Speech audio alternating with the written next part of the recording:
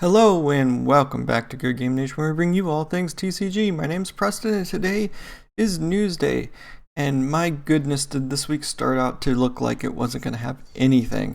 And then overnight during Nats, they revealed so many cards. And there was, it went from like, oh, this will be a slow news week to we can't cover everything. So we're going to go through and cover what we can. If you want to look at the rest of the stuff, you can look at the official Twitter. There's a lot of one-cost events that we're going to skip. But there's also some cards that came out in the official YouTube channel that we're going to cover, as well as all the arts that were in that cool little video. So let's jump straight into our first card because there's a ton to talk about this week. Monkey D. Luffy, green character, 5 cost, 6k power, supernova, straw hat crew. If you have 3 or more characters, your cost 3 or lower characters other than Monkey D. Luffy cannot be KO'd by your opponent's effects. That is quite incredible, and it is super fitting for what I believe is that punch from Sabaody. So this is a great card for Law. You would think that after the US banned like all of Law's good cards a few months back, they wouldn't give it more support, causing us to want to not let them do all the crazy things they do. And it's back and they're doing it again. This card's really great for Law. I'm assuming when we look at the Bonnie leader, it's also going to be really good for that leader. Plus, any green deck that has 3 characters on the board at a time, I could imagine finding a good place for this in like a Fortress Eustace build. Protect the President is what we like to call it. Just because you can have your low characters attacking, you're defending it with this, you're defending it with Eustace. Seems in my head like a good idea. I just believe this card is dumb stupid, and we'll definitely see it in Law because it's a 5 cost. Next up we have, ooh, very cool. Okay, Super Rare Jinbei. Jinbei, blue character, 4 cost, 5k power, Fishman, 7 Warlords of the Sea, Sun Pirates, 1k counter. On play, up to one of your 4 cost or lower 7 Warlords of the Sea type characters other than Jinbei from your hand. So you get to play a 7 Warlords from your hand that is 4 or less. I don't remember the Dofi deck very well, but 4 or less is a great threshold for most decks. So if I remember back, Sentamaru, you have Pacifistas, you have Kuma, and Dofis, all these cards that do really cool things. Perona was played in that deck but isn't a Warlord. There's a lot of stuff in that deck that is going to be played off of this card and build up to more. I think Sentamaru is a 4 or less. So playing this into Sentamaru into a blocker Pacifista sounds dumb, and I'm super excited for it. I'm super excited for Dofi to get some support that's playable, and I'm pretty sure there's some other blue cards either in this set or in the Memorial Collection Extra Booster Pack 01 that will feed into that. So I'm super excited. This card is great. I hope there's an alt art. We have alt arts in this slideshow here today, so I hope he gets an alt art. I can't remember all the cards that are shown because there's just so many. But moving on to our next card here, Tony Chopper, purple character, 2 cost, 0 power, animal, Foxy Pirates, counter 1k, blocker. On play, if your board has less Dawn or equal to your opponent, add up to 1 Dawn from your Dawn deck rested. This is, I think, really good. It doesn't, at least in the translation, does not have a leader requirement for its ramp ability, and every time we see that, we give it a thumbs up because our purple Luffy loves that. Our red purple deck, Luffy still loves that because you get that free Dawn, and all you have to have is less or equal. That means if you go first and you get another ramp, you can still use this. So you can get 2 ramps off, getting more Dawn than your opponent. And then I think the rest of them don't have to do with less Dawn or equal. So this will, if you go first, get you up to equal, and then you can play another one and get past equal. And at 2 cost, that's really cool. I think in games, if you're minusing down to like 7 with your leader for Foxy Pirates, you can always play this at the end game because it's a blocker and get back up to 10 on your next turn just because of your 2 dom per turn. And then you could do it again. So I think this is a great card.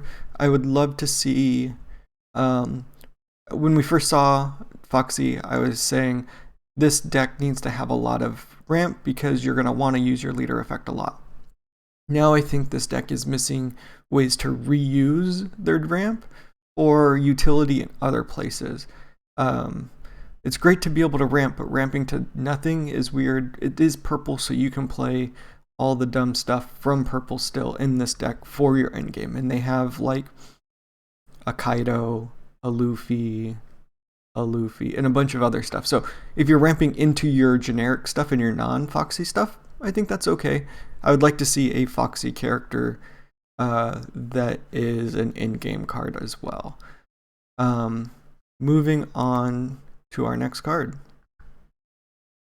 Morgan's black character, 2 cost, 2k power, journalist, 1k counter. On play, your opponent discards 1 card from their hand and then reveals their hand, then your opponent draws 1 card. So it's a lot of interaction there. So first, your opponent discards, then they show you everything, which is crazy. I don't know very many. There might be one other card from like set 1 or 2 that reveals your opponent's hand, and then they draw. So you get to know how many 1k counters they have. You know how many 2k counters they have. You know if they have their big boss in their hand ready to win. So this is an incredible 2-cost card that you're going to most likely hold till the end so that you get that last second game advantage. And that's pretty crazy. And then they get to draw a card. So they're going to draw 1, discard 1 basically, and then you get to see their hand. And just forcing your opponent to discard is pretty rude. There's several at this point black characters that do this. So if we can build maybe a black purple deck, because there's the law that does it from, I believe, the starter deck. If we can build out a hand control deck, I believe it lives on black purple, most likely pure black, just because I mean, pure black's pretty good as is, but there's a lot more in black. The purple would, I think, is just the one law. It could be something else. I know laws do this quite often, hand control-y stuff. Maybe black-blue. We could throw a hand control into Sakazuki, because I think a blue law does this as well. Basically, when we see this card, my mind goes crazy, because it's just another card in black that is good.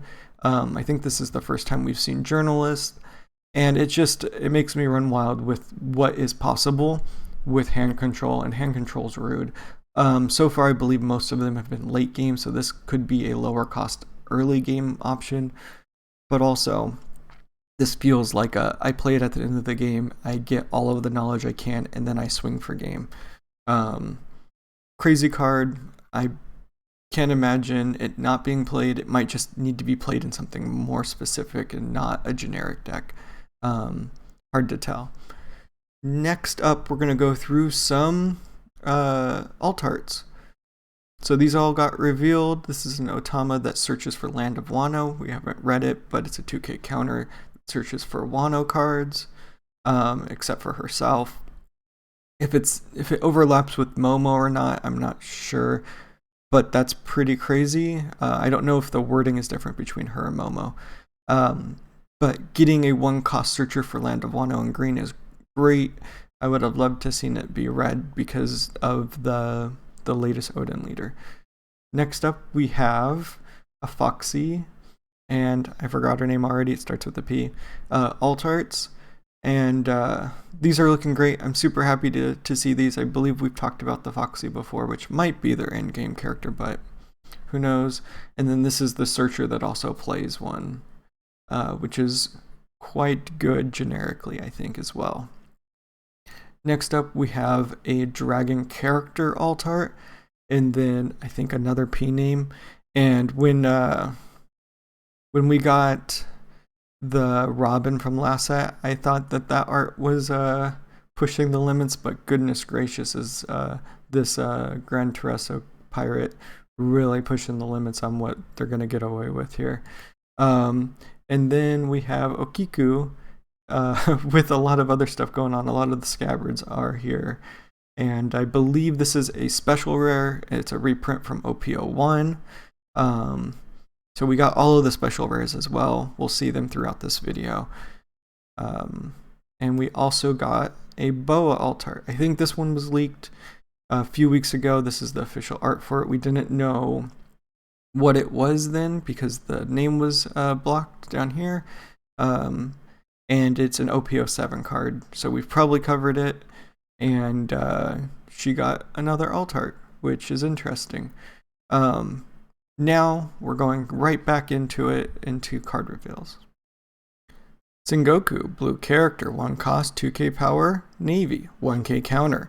On play, look at the top 5 cards of your deck and reveal up to 1 card with 7 Warlords of the Sea type and add it to your hand. Then place the remaining cards on the bottom of your deck in any order. So we got a 7 Warlords of the Sea top 5 searcher, which is super interesting, especially because the previous iterations of the Dofi deck with 7 Warlords already peeped the top cards. So you possibly could rearrange and ensure a search with this, but also since it's a blue navy card, you could also play the blue navy archetype, which has a searcher for navy cards. And possibly searcher. So I believe this deck has a ton of potential just based off of that. Playing blue navy with the TCG searcher, as well as this, searching out your 7 Warlords, adding peep so that you know you're hitting your cards when you search them, as well as lining up for your Dofi to play off the top of your deck. I believe this has a ton of potential. We'll have to play test and look and see what people actually do with it to see if we get the benefit from all of that, and if it's playable against what is currently the highest tier stuff, which is constantly changing. So surprisingly, we get leaders winning just probably based off of great pilots. But yeah, I think this card is really good. All searchers are good. All searchers with counters are good. All character searchers are good. But I think that there is a really interesting Navy 7 Warlords deck that utilizes 2 searchers or more. And that's always a good thing. We see it in Law and Zoro and stuff like that. So moving on to our next card. Perfume Fumeur. Blue event, 2 costs. 7 Warlords of the Sea, Kuja Pirates. Main, up to one of your 7 Warlords of the Sea type leader or character gain 2k power during this turn. Your opponent cannot activate blocker when the selected card attacks. Trigger, draw 1 card. This is one of the few cards that we're talking about of the events that they just blasted out during Nats, I believe. And the reason we're covering it is because it's basically Jambe from the red starter deck, I think, or set 1. Diable Jambe gives you unblockable. But it also gives you 2k power on your leader or character and unblockable. And as blue does, it also draws as a trigger. But I believe this card stays in your hand and you use it to end games like Jambe does. Giving your leader up to 7 without Dawn. I guess it's the same thing as just stacking 2 Dawn, but becoming unblockable on top of that means those 2 Dawn are used so efficiently. And if you're trying to end the game, making something unblockable really throws your opponents off. That's why unblockable Luffy's so good and why Jambe still gets thrown into decks. Being able to get past one of your opponent's key things is great, and if you play it right, maybe they've used all their counter and they're hoping to get those blockers through, and then you Jambe, or you now Perfume Fumeur, and then they can't block and you just win because they've run out of resources, or they didn't get to use the resources on board they expected, which is great. I love this card. I think we'll probably see it in the blue deck I was just talking about. We probably could see it in because it says one of your 7 Warlords of the Sea type, leader, or characters, it limits it to those decks. Unfortunately, there is that typing, so it drops in total value, but I do believe it gets played in the decks that play those without a doubt, at least of one of like Jambay, possibly more because it is utilized as a trigger if needed. Super solid. I can't imagine it not being played, at least in the decks that have 7 Warlords, especially Dofi and Boa. Moving on to our next card. Tempest Kick, Black Event, 1 cost, CP9. Main, draw 1 card. After this, if your trash has 10 or more cards, give up to one of your opponent's characters -3 for the turn. Trigger, K up to one of your opponent's 3 or lower characters. So I've talked about this every time a card that has minus comes up, especially if it's a high cost and low minus of costs. So cards that cost me a lot of Dawn to play but don't actually impact the board very much, is there's cards that do this better. I believe the events already do this better than a lot of the characters we've seen, and now we have this, a 1 cost event that you're probably getting out minimum of turn 3. And I would love to hear what Sakazuki players are thinking on this, because how fast do you get 10 cards in your trash? Your leader is going to be putting 1 per turn. Your searchers eventually drop stuff into trash, and getting cards KO'd adds to your trash. So how quick do you get to 10 where you could actually activate this? I would love to hear that in the comments. How fast can you play this card? And is it impactful enough that you would be switching out some of your other cards to play this? Or do you just need more resources? I don't think Sakazuki needs more resources. It already is extremely good at what it does. But this feels like it's super helpful into Sakaluchi and anything that's going to be KOing by cost. At that cost of 1, you're gonna be playing this card. I can't imagine you don't play it.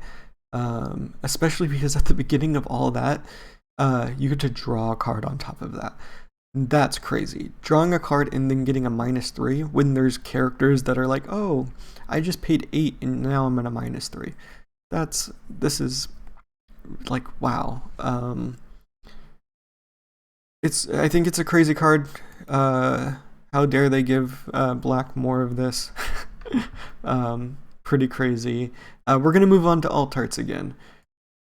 Alright, so we have Aisho talking to Green Bull. This is the Aisho, I believe, that discards cards from your hand. I could be wrong because I didn't look into it.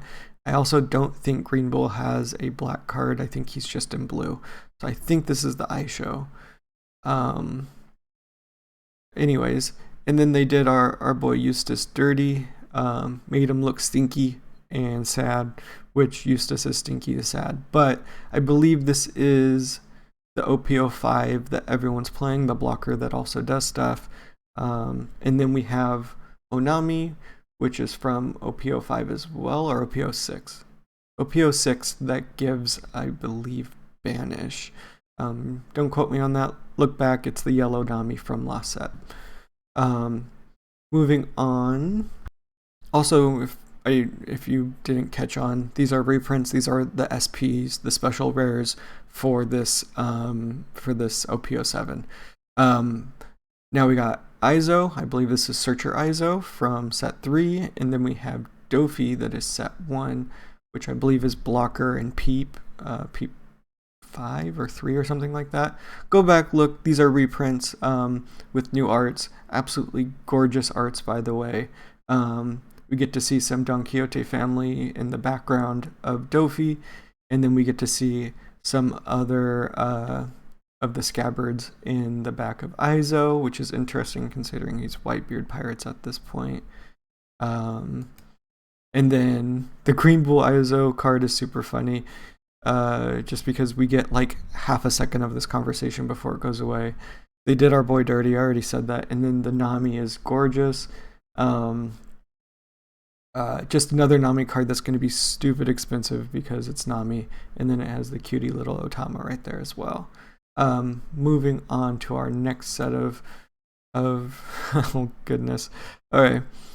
These are our alt leaders. They went back to the character spotlight style, like showing their friends and stuff behind them, which is a style that I adore. And Foxy, you can't show that in public. That's rude. And then we got an absolutely gorgeous Lucci, and then we got Zordon and his Power Rangers. I mean Vegapunk and the satellites. I think these are incredible, just as good or better than the first time they've done these types of alt art leaders, and that Foxy is so intentionally placed that his gangster knife is moving on. We have Jewelry Bonnie as well, and a Basil Hawkins. I believe we've seen both of these cards, but this is basically the art of Bonnie that we see on the event card that we didn't talk about. And this is the Basil that I believe we talked about a few weeks ago. That's, I think, gains blocker and is unkillable in a way or something like that. Both gorgeous alt arts. Moving on to our next set, which is all blue characters. Don't think I've seen this law yet, so we don't know what it does, but it's a 2k counter, which is impressive. Guessing it's 7 Warlords of the Sea based off of the panel we get. And I'm pretty sure this is the Jinbei that we talked about earlier on. So he did get an R. I did remember that correctly, and I only spoiled it by 20 minutes. And then we get a Peak Sengoku alt art as well. So I think this is all the alt arts we're getting for the set. I mean, besides the ones that I haven't shown yet because this episode is ridiculously long. But with that being said, everything so far has been gorgeous. I think they could have gone harder in the backgrounds of these blue characters that we're looking at right now. But no time to hesitate. We got to jump right back into this card. Neuro Beam. Purple event. 1 cost, Foxy Pirates. Counter, Dawn -1. Give up to one of your opponent's leaders and characters -2k power for the turn. So the way it's translated right now is the way that the Foxy leader was translated. It says "and," which is super interesting. If it does target 2 cards on your opponent's side of the field for a 1/1, I think that's ridiculous, and it is generic. It does not say that it has to be played with a Foxy leader. So giving -2k to 2 cards is ridiculous. Most of the time it says "or," and our early translation is wrong. But if it is an "and," that is quite impressive. To give a -2k to your opponent's leader. I guess it's a counter, so it doesn't matter, but it says for the turn, so it does matter.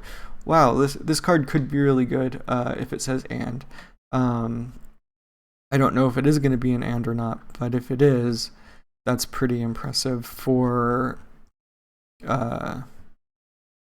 purple in general. Basically, you're getting 4k power out of 1 card, which is the same as a Blast Breath, but it's spread out as minuses. So they could respond to one of them since it's a counter.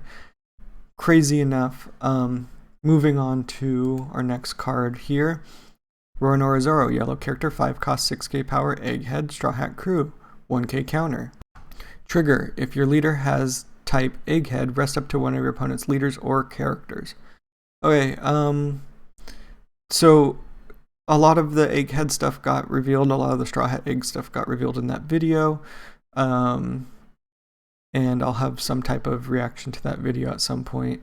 But if you saw the video reveal, a lot of the Straw Hat stuff got revealed, and they're vanilla characters with Trigger, which I think is a damn shame because it could be so much better. But all of them have unique and fun triggers. They could have had effects too. I mean, just having a trigger that says activate this card's main would have been better than what we get out of these cards. Yeah, if we get a yellow Straw Hat Searcher, that would be the best case scenario, but I don't know if we will. We're not going to spend too much time on a vanilla though, so moving on. One of our 2 secrets has been revealed. Portuguese de Yace, yellow character, 10 cost, 10k power, Whitebeard Pirates. On play, you may add up to 1 card from the top of your deck to the top of your life. Then, if you have 2 life or less, this character gains Rush for the turn. That's a great generic yellow card. Being able to add a life to the top of your deck when you're at 1 to go to 2 is incredible. And then gaining Rush to be able to attack immediately with a 10k is quite nice. So this is a great generic yellow, and super excited for it. This ace needs some love. He definitely didn't get enough of it in the series, so happy to see this card. I do think it finds its way into most likely the yellow starter deck leaders from the Three Brothers, just because it's such a strong card and a great in-game card for yellow in general. But we already have like Katakuri that does stuff, and Big Mom in the yellow decks and stuff like that. So what I really want to know is, does this get played in generic yellow, or does it get relegated to specific yellow decks? Or is this just another option and you can stop using generic Big Mom when you really want to use the Big Mom? The difference there is the 7-cost generic Big Mom from, I believe, the starter deck compared to the 10-cost Big Mom, which everyone wants to play, but it has the type Big Mom restriction. Or does this replace that? Basically, does this replace the 7-drop? Is it worth it to get that extra life and Rush, or do you want the utility from the Big Mom character card? I rambled enough. Let's move on to our next card. Alright, our other Fire Bro. Sabo black character, 8 cost, 9k power, Revolutionary Army. On play, you may trash 1 card from your hand, KO up to one of your opponent's cost 5 or less characters, and up to one of your opponent's 3 or less characters. Yeah, why not? Let's give black more KO power in duplicate. I think we have a Lucci that came out this set that does something similar. We have the Lucci that's currently being played in OP-07 meta, which is building out the Sakaluchi build. So why not? Let's just add another one as Sabo, which hits 5 or less and 3 or less. Just for a card in your hand, which we've seen in earlier stuff. You want to get cards into your trash, so why not dump it so that you can do crazy shit like this? And also, the other secret rare. Absolutely crazy card. I think it's a good cost per power, and the effect to KO 2 things is great. What I want to know is it worth it at its cost to hit a 5 or less and a 3 or less, or do you do more impressive things with 8 Dawn already in Sakaluchi?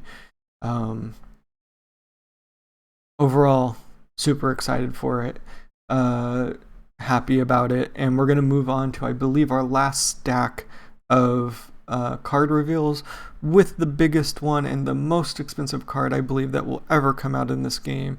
It's a Manga Boa. I know a lot of people were worried it wasn't going to happen. It's happening. It only took them 7 sets and 8 previous manga cards to get a female character onto a manga card, but they did it. They finally did it. The cowards got some courage and put a female character on a manga card, and they are going to sell cases like nothing with this card on the market. It's going to most likely be one of the most expensive manga cards out, because it's Boa Hancock. It could eclipse Manga Luffy just because it's Boa. We're not gonna stay here for too long because we still got stuff to look at. We got a Sanji here and a Stussy Altart. The Sanji I don't know if we've got an official release for, but if you have 2 or less Dawn, then your opponent, this card costs 3 or less from your hand, and then it also has blocker. And it's Raid Suit Sanji, so I wonder if we're getting a Sanji that will bring this card out for that as well, just like the rest of his siblings. Unsure, unknown, we'll keep going on from here. We got some more of the yellow cards, like I said. We got Frankie with no effect, vanilla character with a trigger, and then we got Lilith. We got Lilith with an alt art as well, pushing our limits on what's allowed to be on cards. And we got the Boa leader as well. We saw the other leaders earlier, and this is also going to be an extremely expensive card because it's Boa Hancock, and all of our Boa stands are going to be buying these up. Luckily, you only need one leader, so they can. I mean, I guess Whitebeard's got pretty expensive at their peak too. So this is going to be another really expensive Boa card. Let's move on to our next two leaders. We got Dragon with his Revolutionary Army behind him, with the Revolutionary Army flag behind him. An absolutely killer leader. And then the card that's going to make me cry every time I play against it, the Jewelry Bonnie with the Kuma behind her. And we are finishing the episode with our two Fire Bros throwing up hands towards each other in a secret alt art combo. It is absolutely gorgeous, and I believe if I read it correctly, it's Beside that did these arts, and you can follow him on Twitter. He often posts arts that after they've been released that he worked on, and he's done a ton of cards. So if you look at the top right corner of your cards and you see that name, this is that artist. Absolutely incredible individual that is drawing just incredible cards for this game, and they got this combo Ace Sabo secret rare alt art. I'm running out of cool adjectives to say about this card because the art together is incredible, and you can see that it was so intentional to do this. But with that being said, let's wrap up this absolutely egregiously long episode and say, if you're still here, thank you all for watching. Hit that like button. Don't forget to subscribe if you want to get more One Piece TCG content. And until next time, peace.